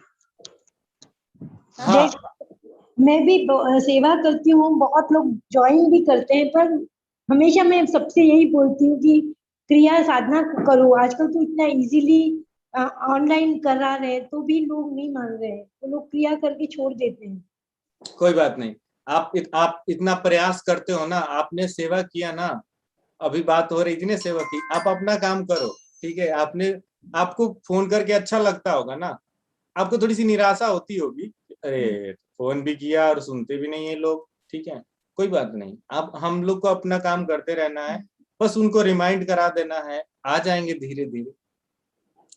वो नहीं तो कोई और, नहीं तो कोई और, ठीक है। हम लोग 100 लोगों को कराते हैं तो 10 लोग कंटिन्यू करते हैं, ठीक है। वही 10 लोग, आप ये देखो ना, आपने जितने लोगों को कराया होगा सभी लोगों ने नहीं छोड़ा होगा, कुछ ही लोगों ने छोड़ा होगा, कुछ ने तो कंटिन्यू किया, कुछ नहीं किया है। और वो भी करेंगे। आप बस प्रयासरत रहो, कोई नहीं छोड़ेगा। हाँ, जय गुरुदेव। मैं सुधा हूँ, स्वामी हूँ, पुणे से हूँ। अरे नमस्कार नमस्कार। एक्चुअली क्या होता है मालूम है, आपने जैसा था, आप तो हैप्पीनेस कोर्स के लिए बोल रहे हैं, हम तो डीएसएन का क्या होता है, दोपहर के टाइम पे अपने को घर घर जाना पड़ता है, सब लोगों को कराओ कराओ कोर्स को। क्या होता है पुणे में स्पेशली दोपहर के टाइम पे ना, सब सोने का टाइम होता है, बराबर है ना, कौन सा भी दरवाजा खटखटाए ठाप करके अपने सामने बंद करते हैं ना, इतना दुख होता था। आप जैसे बोले 2 या 3 घर में दर बंद होने के बाद तीसरा घर में जब भी खोल के पानी तो कम से कम चाहिए पूछते हैं ना, हमको इतना खुश लगता है। हमारा पूजा जी ने कैसा बताया कि वो 2 दिन से वो 2 घर वाले बंद किया हुआ दरवाजा इधर खुश हो जाता है, और बैठने के लिए भी बोलते हैं, नहीं तो कोई बोलता है तक नहीं है कि अंदर आओ तो दूर की बात, और बाद में ऐसे बाद में उन लोगों को बोल के सुनने के लिए भी उनको, हाँ हाँ हमने बहुत कुछ सुना है, ठाप करके वापस बंद। बहुत हम लोग क्या करते हैं, उन्होंने बोलता है कि फॉर्म भरा के लेके आओ, और पहले सवाल हम पूछते आप खुश हो क्या। और एक लोग तो कम से कम उन्होंने बोला कि आज तक हमको कोई पूछा नहीं कि आप खुश है क्या, ये सवाल बहुत अच्छा लगा। आपने उसी से शुरू किया ना, मतलब ये जो चीजें है ना गुरुजी ने अपने हाथ से करवा रहे हैं, सचमुच बड़ी अच्छी बात है। और हम पुणे में है तो बिहार में हम समझ सकते हैं कि ऐसा एरिया में भी आप लोग इतनी खुशी से कर रहे हैं। पूजा जी जैसा वो नहीं करने वाले थे भी इतना हिम्मत लेके करवा रहे कोर्स को, बोले तो आप लोगों को मानना पड़ेगा, रियली ग्रेट सेवा है। आप लोग देखो, आप कभी आपको आना, जब भी आप जो भी हो आप बिहार जरूर आना, ठीक है। अभिषेक जी के पास तो हमारा पूरा वो है, डिटेल है। आप लोग बिहार आओ कभी, हम चाहते हैं ना कि अदर स्टेट वाले ना, हम करेंगे उनका कोर्स ऑर्गेनाइज, उनको फ्लेवर मिलेगा बिहार वालों को। आप लोग का आवाज कितना प्यारा लगता है मतलब आप लोग की हिंदी बड़ी अच्छी लगती है मुझे। और आप देखो, आप अनुभव कितना मैच करता है ना, जो आपने कहा, जो हमसे गुजरा। और ये हमारी आपकी बात नहीं है, सबके लिए ये सेम है। आप उस दौर से गुजरे हैं तो इसको फील कर पा रहे हैं, लोग उस दौर से नहीं गुजरे तो वो अलग ही दुनिया में जी रहे हैं। तो ये हो जाता है। अच्छा लगा हमें तो लग रहा था, पता क्या, हम तो एकदम सही, देखो एकदम बाल झाड़ के टी शर्ट पहन के बैठे थे ये भाई आज तो इंटरव्यू होने वाला है, पता नहीं क्या क्या पूछेंगे। Hello hello. हाँ हाँ हेलो, आवाज आ रही है क्या अभी मेरी? हाँ आ रही हाँ आ रही है अजय जी, आवाज आ रही है।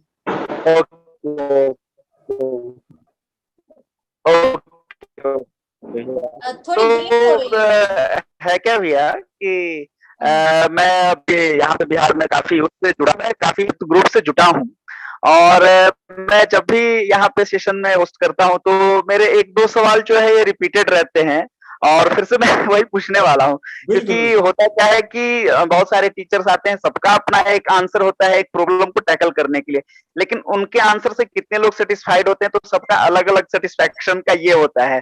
तो मैं चाहता हूँ कि हर टीचर से उस प्रश्न का मैं जवाब निकलवा पाऊँ, ताकि अलग अलग तरह के लोग जो है वो सेटिस्फाई हो पाए, उनके प्रॉब्लम सॉल्व हो पाए। तो जैसे अभी युवाओं में 2 सवाल जो सबसे बड़ा है, पहला तो ये कि जो ये बेरोजगारी का दौर चल रहा है, इसमें वो अपने मनोबल को कैसे बनाए रखे और उनका मुस्कान कितना ज्यादा से ज्यादा उस समय हो सके, ताकि वो डिप्रेस ना हो सके, उस समय मुस्कान बनाए कैसे रह सके, पहला प्रश्न। और दूसरा प्रश्न भैया आप ये बताएं कि इसका जवाब देंगे उसके बाद मैं पूछूं या फिर मैं वो पूछ लूं पहले? नहीं, पूछ लीजिए, पूछिए ना, पूछिए। हाँ, पूछ लूं? हाँ हाँ, दूसरा ये है ना कि जैसे युवाओं में आजकल जो है मैं ये देखता हूँ क्या, या मेरे पास लोग काउंसलिंग के लिए भी आते हैं और मैं काउंसलिंग करता हूँ, लेकिन होता क्या है कि मैं सोचता हूँ कि जो भी लोग मेरे पास आ रहे हैं, जैसे कि लोग रिलेशनशिप में जब होते हैं तो रिलेशनशिप ब्रेक हो जाती है, और कईयों का तो ऐसा है कि शादी हुए 5 साल 7 साल 8 साल हो जा रहा है, उसके बाद भी रिलेशन ब्रेक होने की नौबत आ जाती है। तो कुछ ऐसा मूल मंत्र या कुछ तो ऐसा चीज बताएं जिससे कि वो रिलेशन ब्रेक ना हो पाए, क्योंकि मैं भी काउंसलिंग करता हूँ, लेकिन मैं आप लोगों से मैं सीखता हूँ और वही चीज मैं उन लोगों को ये बताता हूँ कि भैया देखो आप ऐसे प्रैक्टिस करो तो ये चीज बच पाए। बिल्कुल। आपका जो पहला सवाल था कि बिहार के युवा, सही कह रहे, बेरोजगारी चरम पे है ना, और बेरोजगारी में मनोबल तो टूटता ही है, नौकरी मिल नहीं रही है, लेट से मिलती है, बिहार में ऐसे भी रोजगार नहीं है। तो वहां क्या होता है ना, पढ़े लिखे युवा हैं, उनके पास ब्रेन भी बहुत है, एनर्जी भी बहुत है, ठीक है। एक चीज तो पहले मिसिंग हो जाती है उनमें, साधना की तो बात ही छोड़ दो, वो सीधा कहते हैं बिहार के, चूंकि मैं भी उस दौर से गुजरा हूँ, कि बस मुझे पढ़ना है, नौकरी लेना है, बाकी चीज बाद में। वहां पे युवाओं को मैं ये कहना चाहूंगा कि पहले आपका जो माइंड है, जिससे सबसे ज्यादा काम करते हो, आपका एनर्जी जो है, ठीक है, वो कैसे चैनलाइज होता है उसको समझो। ठीक है, अपने लिए आधा घंटा टाइम निकालो। ठीक है, थोड़ा सा योगा या रनिंग जो भी है, मेडिटेशन, आधा घंटा अपने लिए टाइम निकालो, पहली बात। दूसरी बात, आप नौकरी क्यों लेना चाहते हो? इसीलिए ना, परिवार खुश रहे, आप खुश रहे, आपके पास पैसा हो। ठीक है, जब नौकरी आदमी लेता है तो समझता है कि हम यूजफुल हैं, और जब आदमी सेवा करता है ना, तब भी समझता है कि हम यूजफुल हैं। हम वैल्यू, अपना वैल्यू समझता है जब वो सेवा करता है, सोसाइटी को कुछ देता है तो। ठीक है, मैं युवाओं से यही कहूंगा कि आप पढ़ाई कर रहे हो, ठीक हो, मैं ये नहीं कह रहा हूं अरे पढ़ाई करो तो 24 घंटा तो पढ़ नहीं रहे होगे, कुछ तो आधा घंटा 15 मिनट टाइम मिलता होगा ना। 15 मिनट, आप 15 मिनट सेवा करो, ठीक है, और आधा घंटा साधना। मैं कह रहा हूं वो उनका मनोबल कभी डाउन हो ही नहीं सकता। ठीक है, वो पता फिर वो क्या कहेंगे, रोजगार नहीं मिल रहा है तो रोजगार बनाऊंगा मैं। ठीक है, ये मैं कह रहा हूं, ये मतलब मेरा अनुभव है। जैसे आपने पूछा कि हर टीचर का अलग अलग जवाब, मेरा 2 ही जवाब है। एक, आप साधना करो, सुदर्शन क्रिया करो, आधा घंटा खुद के लिए दो, और 15 मिनट सेवा करो, कंटिन्यू 3 महीने करो। आपको वो हर चीज मिलेगी ना जो आप सेट प्रैक्टिस में मार के कह रहे हो कि मिल जाए। मैं ये नहीं कह रहा पढ़ाई लिखाई छोड़ के, आप पढ़ो, खूब पढ़ो। आपको रोजगार का टेंशन है, सरकार मैनेज कर रही है उसको, आप खुद से कुछ नहीं कर पाओगे। अपना अपना 100% दे के रेडी रहो। ठीक है, अगर आप एसएससी, बैंक, रेलवे, यूपीएससी कुछ भी कर रहे हो, उसके लिए आप तैयार रहे हो। आपको लग रहा है कि इसमें अपॉर्चुनिटी नहीं है, दूसरा अपॉर्चुनिटी ढूंढो। ठीक है, लेकिन सिर्फ ये मत ढूंढते रहो, क्योंकि सिर्फ ये ढूंढोगे ना और ये नहीं मिलेगा तो फिर आपका मनोबल टूट जाएगा। क्योंकि जैसे ही ये नहीं मिलेगा तो आपको लगेगा किसी काम के नहीं है हम, और आपको लगे ना लगे, सोसाइटी आपको अनुभव करा देगी कि ये एकदम से बेकार है, फलना का बेटा बेकार है। तो उससे बचने के लिए जब आप सेवा करोगे ना, दुनिया कुछ भी बोले, आपको समझ में आएगा अरे हम तो इतने इंपॉर्टेंट हैं, लोगों के लिए हम इतना जरूरी हैं। ठीक है, तो ये मेरा है, मतलब एक तरह से। और एक और सवाल आपने पूछा था, रिलेशनशिप। ठीक है, तो रिलेशनशिप देखो, रिलेशनशिप में मैं कहता हूँ इसमें ना साधना सेवा तो काम करती है, ज्ञान बहुत काम करता है। और फिर आपके अंदर कोई भी ज्ञान ना किताब से तो आएगा नहीं। ठीक है, वो कहते हैं कि जब तक पात्रता नहीं है उसमें कुछ हटेगा नहीं, जब तक ध्यान नहीं होगा तब तक ज्ञान नहीं होगा। आपको मतलब घुमा के फिर वहीं चले गए आप, कि आपको हमने अल्टीमेट 2 चीजें बता दी, सेवा और साधना। ठीक है, तो उसमें क्या है ना, अभी आपका एक से ब्रेकअप हुआ क्योंकि आप एक ही के पीछे पड़े हैं, है ना। और जब आप सेवा में होते हैं तो दुनिया आपके पीछे पड़ जाती है। ठीक है, जब आप सेवा में होते हैं, जब 100 लोगों की केयर, अभी क्या होता है ब्रेकअप होता है तो मेरा जो मानना है, वो लोग क्या कहते हैं, अरे जिंदगी से वो चली गई, अब तो कोई है नहीं मेरा। ठीक है, जिंदगी से वो चला गया, अब तो कोई है नहीं मेरा। अब जब आप सेवा करते हो तो कहते हो कि मैं सबके लिए हूं। ठीक है, मेरे लिए कोई है या नहीं है, मैं सबके लिए, मुझे उसको देखना, उसको देखना, उसको देखना, अरे इतना प्रेम है, इतना सब कुछ करना है। तो उससे भी मतलब उससे निजात पाना है। ठीक है, रिड्यूस करना है उसको, तो यही मूल मंत्र है। आपको सेवा और साधना करती रहनी है, तो ब्रेकअप भी होगा ना तो आप उसको झेल जाओगे, झेल जाओगे। हो सके ब्रेकअप ही ना हो आपका, क्योंकि आपका ब्रेकअप होता है ना तो आप सिर्फ दूसरे को दोष देते हो, वो उसकी गलती थी, उसकी गलती थी, अपनी गलती तो होती नहीं है। तो मैं कह रहा हूं वो स्थिति ही नहीं आएगी भाई, आप उसमें पढ़ो, आप ये सोचो ही मत कि मेरा ब्रेकअप होगा, आपका नहीं होगा। आप सेवा साधना करोगे ना, दुनिया का होगा, आपका नहीं होगा। अब एक आध एग्जाम्पल ऐसे आ जाए तो वो अलग बात है। और एक चीज मैं उसमें ऐड करना चाहूंगी कि आप जो भी कपल है या जो भी है ना, दोनों आप लोगों का एक गोल होना चाहिए दोनों का, है ना। अगर गोल मतलब मैं ये नहीं कह रही कि दोनों का गोल होता है, लेकिन एक होता है ना कि ट्रेन की पटरी की तरह दोनों साथ में चलो उसके लिए, है ना।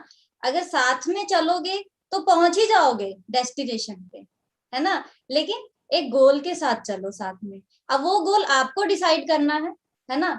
और ये अगर उस गोल को आप सेवा साधना और सत्संग के पथ पे चल के करोगे ना, उस गोल के लिए भागोगे या दौड़ोगे या जो भी, तो वो अल्टीमेट पूरा होना ही होना है।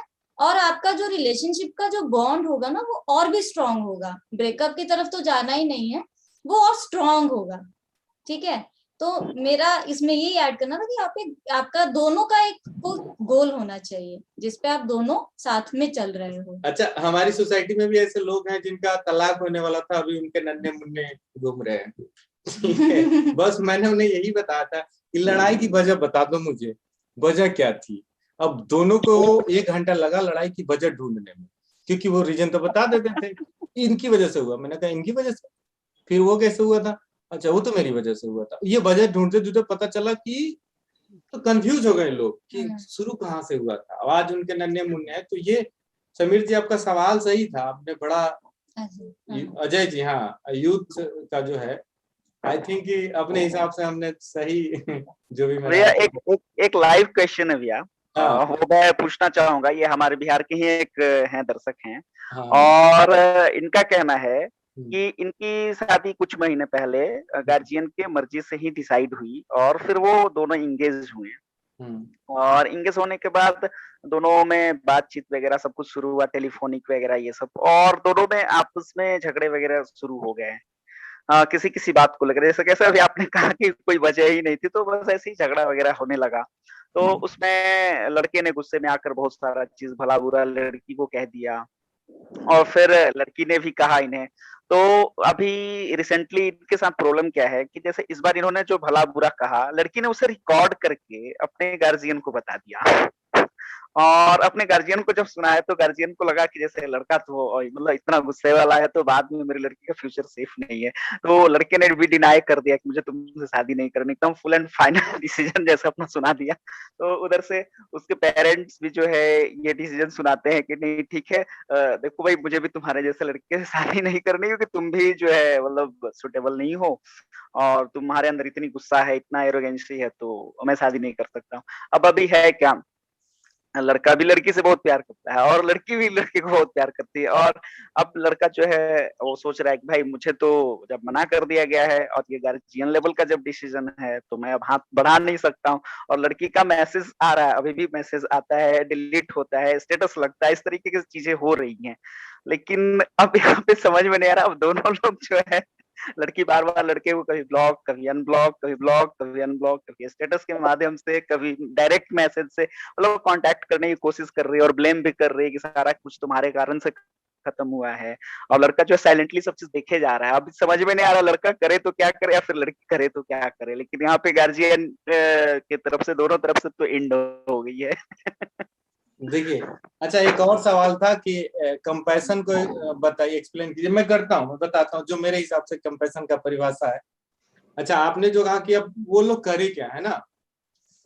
देखिए, सबसे पहली बात तो ये है कि उन दोनों को पहले ये सेट हो जाना है कि वो कंफ्यूज तो नहीं है, एक्चुअली में दोनों के बीच में प्यार है तो है, नहीं है तो नहीं है। ठीक है, या सिर्फ अट्रैक्शन है, ये सिर्फ अट्रैक्शन है कि ब्लॉक कर रहे हैं, अनब्लॉक कर रहे हैं।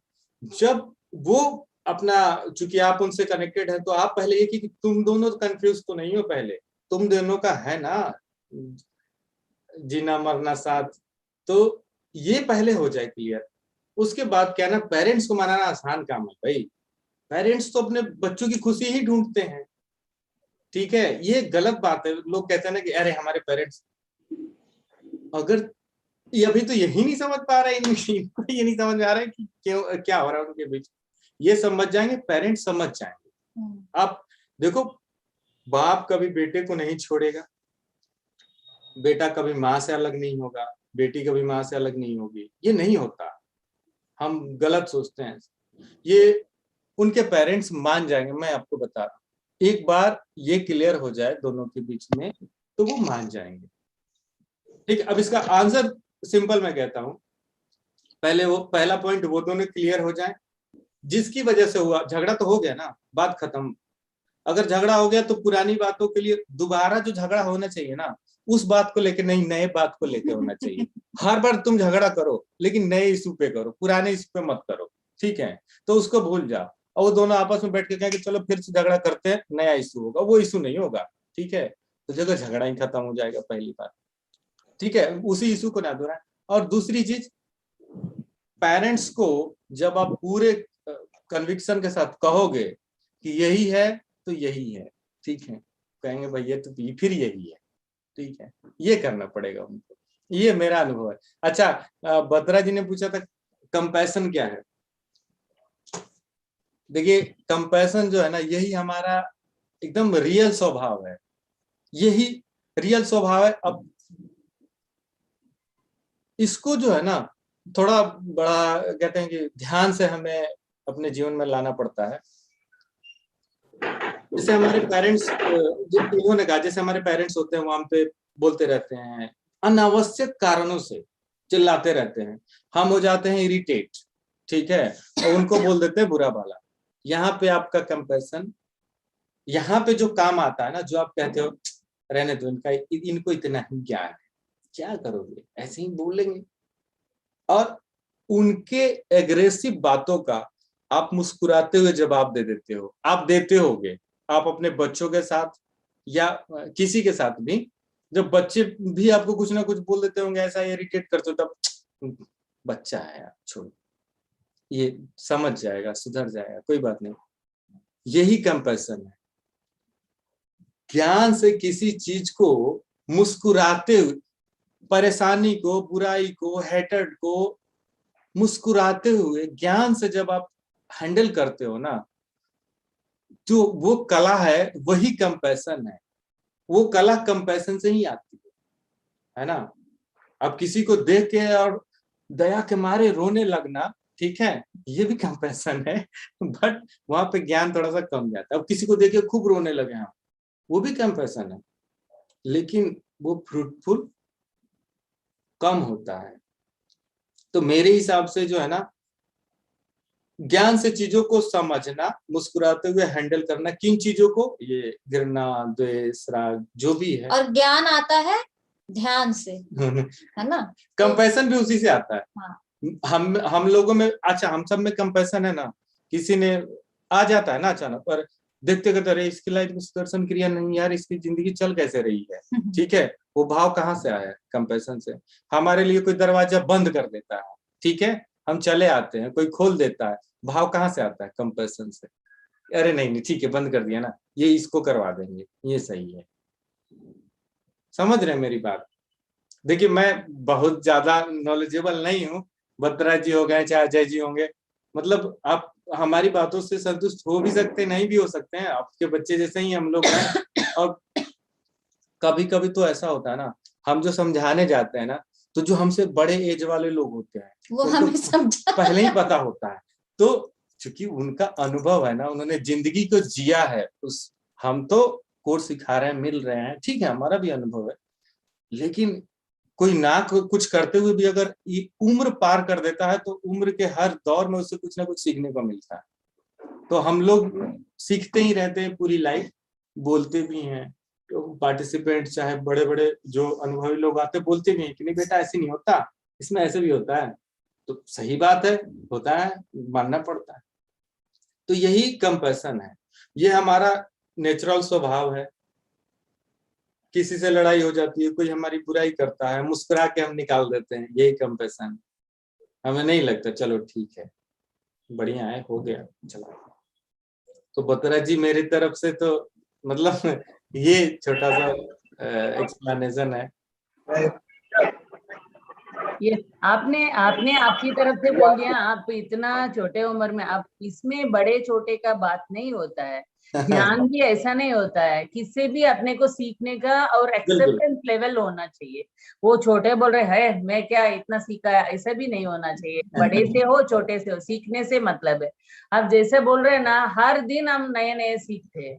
अभी ये सत्वा टॉक से भी कितनी कितनी तरह तरह के टीचर्स आते हैं, उनका अनुभव ही एक लेसन हो जाता है। अच्छा, आज मैंने ये सोच लिया है कि मैं सत्वा टॉक हर दिन देखूंगा, क्योंकि मैं पता हर एक कोर्स में बैठ जाता था, ठीक है, हाँ। लोगों को सुनता था, तो पूरा मतलब कोर्स सुनना पड़ता है 4-4 दिन बैठ के। अब सत्वा टॉक में क्या होगा ना कि 1 घंटे में जो भी टीचर्स आएंगे, उनकी जर्नी, उनका अनुभव, यही तो हम लोग सीखते हैं नए नए टीचर के साथ, नए नए फ्लेवर। अब यहाँ आसानी से मिल जाएगा मुझे, 1 घंटा आराम से सुनते सुनते, कभी कभी नींद भी आ जाया करेगी। वही, यही तो बात है कि वो गुरुजी का हैप्पीनेस कोर्स में वही तो 5 पॉइंट गोल्डन पॉइंट्स अपने को दिया हुआ है। Except the people situation as they are, यही तो सिखाते हैं। एंड वर्तमान अटल, ये सब चीजें बोल देता है। यही सीख लिया ना, हम एक्सेप्ट कर दिया तो हो जाता है। इसीलिए वो हम अप्लाई नहीं कर पाते। कभी कभी क्या होता है, अपने ईगो अपने को प्रिवेंट कर रहे हैं, मेरे को क्या, ऐसा हो जाता है, तो वो आगे बढ़ नहीं पाएगा। आप जैसा बोल रहे हैं ना, आप इसमें बड़े या छोटा के बात नहीं है। आप जो भी बोलते हैं अच्छा ही बोलते हैं। दोनों आपकी तरफ से, आप कई तरह के लोगों को मिले। आप जैसे बोले कि पैसा पहले आधा दे रहे, आधा, हम लोग नया टेक्निक यूज किया था। एक बार हमने ऐसा किया था कोर्स में कि हम ऐसा बोला था कि 6 दिन में, हम बोला कि आप ज्वाइन हो, तभी ऑफलाइन होता था ना, तभी हम लोग क्या बोलते थे कि शुरुआत में आप फीस मत भरो, आपको सही अच्छा लगा कि लास्ट डे में पे करो। नहीं तो आपके पूरा, अगर जिसने पे कर दिया एंड आपको लग रहा है कि ये कोर्स वर्थ नहीं है, आपके पैसा हम 100% रिटर्न देते हैं। ऐसे भी हम लोग ये करके कोर्स किया था।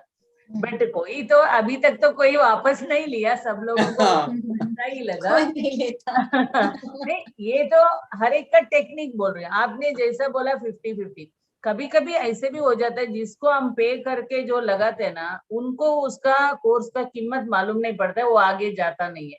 इसीलिए हमारे टीचर्स ने, उन्होंने बताया कि ऐसा ऑफर, ये ऑफर दे दो कि पहला दिन में बिठा दो, अगर आपको वर्थ नहीं है आपका पैसा आप लेके जा सकते हैं, ऐसा बोलो, ताकि फ्री में सीखा है ना, फ्री का कुछ वैल्यू नहीं रहता। नहीं करते, बिल्कुल बिल्कुल। वो ये जो टेक्निक्स जो आपने अपनाया, देखो कितना अच्छा, हमने जो अपनाया, यहाँ हाँ। तो ना टीचर की वो बड़ी वो होनी चाहिए कि इसको हम लाए हैं तो रख लेंगे, ठीक है, ये नहीं जा पाएगा। अभी देखो आप लोग को ऐसे देख के स्क्रीन पे सच में इतना अच्छा लगता है ना, जब जो हस्बैंड वाइफ जब होते हैं साथ में, और ऐसे तो मुझे लगता है कि बाकी दुनिया को सोचना चाहिए कि ये जो कंसेप्ट बना रखा है आप लोगों ने काम नहीं करता ये। वो परिवार उसमें रहता है ना, वो इजी बन जाता है। हम भी हमारे बेटे की यही लाइन पे होते हैं ना, अपने सोचने का लेवल, सोचने का ढंग एक हो जाता है। वही एक एडवांटेज होता है। जब भी दोनों मियाँ बीवी, दोनों हस्बैंड वाइफ दोनों इस पद पे जाएंगे, तो इसमें ये होने का गुंजाइश नहीं रहता। नहीं तो क्या होता है, मेरा बड़ा, अगर अलग अलग गुरुजी होता है, उसमें फाइटिंग होने का बहुत संभावना रहता है। अभिषेक जी, बहुत बहुत धन्यवाद। आपने मतलब इतने सितारे ला रखे थे पहले से स्क्रीन पे, भाई सच में मतलब मेरी लाइफ में ना ये एक अलग ही इंटरव्यू हुआ। सच में मैं खो गया कहीं की, मतलब मैं ऐसा लग ही नहीं रहा। बिल्कुल नहीं लग रहा कि हम कोई वैसे आए हैं क्वेश्चन आंसर का वो करने सेशन। ऐसा लग रहा है कि हम लोग नॉर्मल एक बैठे हैं फैमिली की तरह और बात कर रहे हैं, अपना अनुभव बता रहे हैं, बस ऐसा ही लग रहा है। अच्छा, कोई सवाल भी पूछ रहा है तो मेरे अंदर चाह रहा है कि हाँ मैं जवाब दे दूंगा, पूछो मेरे से। सच में मजा आ गया, बहुत अच्छा लगा। हमें भी इतना अच्छा लगा। यस, हमें भी इतना अच्छा लगा। आवाज आ रही है ना मेरी? जी जी जी, आवाज आ रही है? बिल्कुल बिल्कुल बिल्कुल बिल्कुल। इतना अच्छा लगा हमें भी आपके साथ ये। यस, क्योंकि इसमें इतना एक अपनापन फील होता है ये सेशन। आप लोग आए, इसमें हर तरह के सवाल का जवाब दिया, और सही में एक जो रहता है कि हम ऐसे ही कनेक्ट होते हैं लोगों के साथ। और जो लोग अभी ये सेशन यूट्यूब में भी देख रहे हैं, मैं सबसे रिक्वेस्ट करूंगा कि आप इस सेशन को हर जन तक पहुंचाएं। इससे क्या होगा कि हम सब एक ही धागे से जुड़ेंगे। जो नहीं होता है, गुरुदेव एडवांस कोर्स में एक लाइन बोलते हैं कि हम सब मोती है, खाली हो जाओ ताकि हम सब धागे से जुड़ जाए। तो सभी लोगों को मैं रिक्वेस्ट करूंगा, शेयर करें इस सेशन को एंड ये सब चैनल को सब्सक्राइब करें, क्योंकि हम लोग का प्रयास रहता है कि हम लोग ये सेशंस डेली कर पाए और हम ऐसे ही आसानी से नहीं छोड़ते हैं, आप लोग को भी जोड़ के रखते हैं इस बात में। एंड राम भैया, पूजा दीदी जाने से पहले जो लोग अभी ये सेशन देख रहे हैं, आने वाले टाइम में जो लोग देखेंगे, उनके लिए आपका आखिरी मैसेज क्या होगा? देखिए, हमारा तो उन सबके लिए एक ही मैसेज है। पहले तो अपने लिए समय निकाल लीजिए, ठीक है। साधना अगर सीखे हैं तो करिए रेगुलर, नहीं सीखे हैं तो सीख लीजिए। और नहीं मन करता है ना साधना करने का, भाई अगर ऐसे हाथ करने में दिक्कत हो रही ना, तो आधा घंटा चुपचाप बैठ जाओ आंख बंद कर, यही सुस्ती कम से कम कर लो, ठीक है। अगर नहीं हो रहा है क्रिया तो ठीक है, आधा घंटा 24 घंटा में अपने लिए निकाल लो, और 10 मिनट सोसाइटी के लिए, ठीक है। 10 मिनट सोसाइटी के लिए, 2 ही मंत्र है। अजय जी ने जैसा कहा, यूथ का मनोबल टूट रहा है और बेरोजगारी है, ये चीजें रहेंगी, जाएंगी, आएंगी, ठीक है, ठीक है। इसमें ये अमूल्य जीवन है, इसको नष्ट नहीं करना है। ये अमूल्य है जीवन, हर बार नहीं मिलेगा आपको। तो सिर्फ इसलिए कि मुझे रोजगार नहीं मिल रहा है, चूंकि रोजगार तो बहुत इंपॉर्टेंट है, लेकिन सिर्फ उसी को जीवन का पार्ट नहीं बनाना है। वो आपके जीवन का पार्ट है, वो आपको मिलेगा, आप भूखे नहीं रहोगे। लेकिन आपको 10 मिनट सोसाइटी के लिए, सेवा के लिए, चाहे जो भी आपको जिस शब्द में आप उसको कहते हैं, ये करना चाहिए। ये मेरा 2 ही मैसेज है, एक तो सेवा और दूसरा साधना, ठीक है। बाकी पूजा जी का भाई लास्ट मैसेज क्या कहना चाहेंगे? हाँ, मैं यही कहना चाहूंगी कि आप लोग ना बस कारण मत ढूंढिए खुश होने का, है ना। जब कारण ढूंढता है ना आदमी, तो वो खुशी लिमिटेड होती है, वो हमेशा के लिए नहीं होती वो कारण, क्योंकि उसके पीछे एक रीजन होता है उस खुश होने के लिए। तो वो कारण मत ढूंढिए, ठीक है। आप बस खुश रहिए, स्वस्थ रहिए, हंसते रहिए, साधना कीजिए, सेवा कीजिए, सत्संग कीजिए, जो मन करे वो कीजिए, जो आपको खुशी दे वो कीजिए। आप देखिए, आप खुशी रहिएगा, है ना। अच्छा, एक चीज और अजय जी, जो कि मैं बिहार से हूँ, बिहार में बेरोजगारी जो एक अभिशाप की तरह है यूथ के लिए। जी। लेकिन उन यूथ से ये मतलब उनको ये बड़े कंफ्यूज हैं वो लोग, ठीक है। बाकी स्टेट्स जो हैं, ठीक है, सारे स्टेट्स में आप देखो इतनी ज्यादा वो नहीं है, उनके पास कुछ ना कुछ तो रोजगार है, लेकिन अब बिहार की बात अलग है। तो युवाओं को थोड़ा सा अंदर झांक के देखना पड़ेगा, कहीं ना कहीं तो वो गलती कर रहे हैं। क्यों नहीं रोजगार मिल पा रहा है? बाकी स्टेट में, आप यूपी में देखो इतना काम, राजस्थान में हर जगह काम होते हैं, उन्हीं के साथ ये क्यों दिक्कत है? और उनकी संख्या ज्यादा है ना, वो हर जगह जाके काम कर रहे हैं, लेकिन उनके स्टेट में क्यों नहीं आ रहा है? कहने का मतलब, आप जब मांगने जा रहे हो तो किससे मांग रहे हो, कैसे मांग रहे हो, ये डिपेंड करता है। यूथ, लेनिन ने कहा था कि अगर क्रांति लानी है समाज में, तो नेतृत्व जो है युवाओं के हाथ में दे दो। और आपको लग रहा है कितने नेतृत्व कर रहे हैं हमारे यहाँ? वो सिर्फ किताब रटे जा रहे हैं। भाई उनको भी तो कहो जो क्रिएट करते हैं। आप समझ गए होंगे आप मैं क्या कहना चाहता हूँ। बिल्कुल भैया, उनको झांकने की जरूरत है। बिल्कुल भैया। और अभी सिर्फ सरकारी नौकरी थोड़ी होती है। चलो ठीक है, मुझे मिली, मुझे तो मैं शुक्रगुजार हूँ, ठीक है। कुछ अभी जो नई शिक्षा पद्धति आ रही है, क्रिएटिविटी भी है, कुछ और भी बहुत सारी चीजें हैं, लोगों को करना चाहिए। गुजरात के कितने बच्चे आपको गवर्नमेंट जॉब में मिल रहे हैं? मिलेंगे, लेकिन गुजरात पिछड़ा है क्या? नहीं है ना। वहां की सरकार ने उनके लिए बंदोबस्त किया, युवाओं को वैसा दिया। तो ये तमाम चीजें संस्कार हैं, होंगे, सही होंगे। मैं भी वापस जाने वाला हूँ बिहार, ट्रांसफर करा के, अगर हो जाए तो, क्योंकि मुझे ये जो कहता है ना, वो परिवर्तन लाना है वहां, है ना। आपका स्वागत है भैया बिहार में, और मैं जो इस चीज के लिए यहाँ पे बिल्कुल ही कार्यरत हूँ, और मैं भी यही प्रयास करता हूँ कि जो हमारे युवा हैं वो सिर्फ सरकारी नौकरी को ही एक रोजगार नहीं माने, और रोजगार का मतलब ही है कि हम ईमानदारी से बस एक जीविका कमाए, जिससे कि हमारा जीविकोपार्जन अच्छे से हो सके।